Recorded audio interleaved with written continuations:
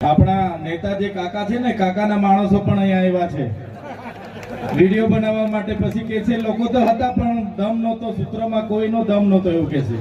થોડા જોરથી બોલો, આપણો અવાજ પણ એમના ત્યાં સુધી પહોંચે એવું.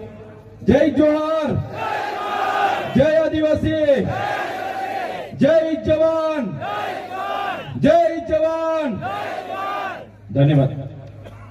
આજના ગુજરાત જોડો જનસભામાં મારી સાથે ઉપસ્થિત આમ આદમી પાર્ટીના યુવા નેતા અને વિદ્યાર્થીઓના હર હંમેશ સાથી એવા યુવરાજસિંહ જાડેજા, સાથે મારા સાથી મિત્ર અને નર્મદા જિલ્લાના આમ આદમી પાર્ટીના પ્રમુખ એવા નિરંજનભાઈ વસાવા, સાથે છોટાઉદેપુર જિલ્લાના આમ આદમી પાર્ટીના પ્રમુખ એવા રાધિકાબેન રાઠવા, સાથે નસવાડીના સંખેડા વિધાનસભાના પ્રભારી એવા રંજનભાઈ, સાથે નાનુભાઈ નસવાડી તાલુકાના પ્રમુખ એવા ઈશ્વરભાઈ, સાથે યુવા આગેવાન એવા રસિકભાઈ, અને મંચસ્થ ઉપસ્થિત તમામ આગેવાનો, વડીલો, અને સાથે મારી સામે ઉપસ્થિત થયેલા મારા પિતા તુલ્ય મારા વડીલો, મારા માતા તુલ્ય મારી માતાઓ, યુવાનો અને ભૂલકાઓ, બધા માટે એકવાર જોરદાર તાળીઓ પાડેલી આપણે.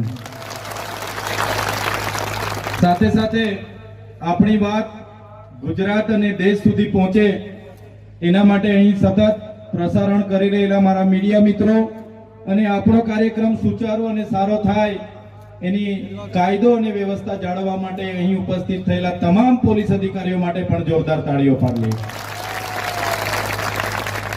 સાથીઓ, હમણાં આગળના કોઈ વક્તાએ કીધું કે મનરેગા યોજનાનું નામ બદલી નાખવામાં આવ્યું છે, ત્યારે હું વધારે નહીં કહીશ, પણ જે પ્રકારે મનરેગા કૌભાંડો થયા, મનરેગામાં ભ્રષ્ટાચારો થયા, શરૂઆત આપણા છોટાઉદેપુર, નર્મદા અને ભરૂચથી આપણે એ મુદ્દાને ઉઠાવ્યો, અને મનરેગાના કૌભાંડો જ્યારે એમના નેતાઓ, એમના પુત્ર, મોટા મોટા નેતાઓ, એ ભાજપના મંત્રી તંત્રીઓ અને કોંગ્રેસના પ્રદેશ ઉપાધ્યક્ષ એવા નેતાઓ જેલોમાં જવું પડ્યું, ત્યારે આજે દેશમાં મનરેગા યોજનામાં જે મહાત્મા ગાંધીના નામે યોજના હતી એને બદલીને એમના કૌભાંડો છુપાવવાનું કામ કર્યું છે. ત્યારે આ સરકારને કહેવા માંગીએ છીએ, મનરેગાનું નામ બદલવાથી અમે તમારા કૌભાંડો ભૂલી નથી જવાના.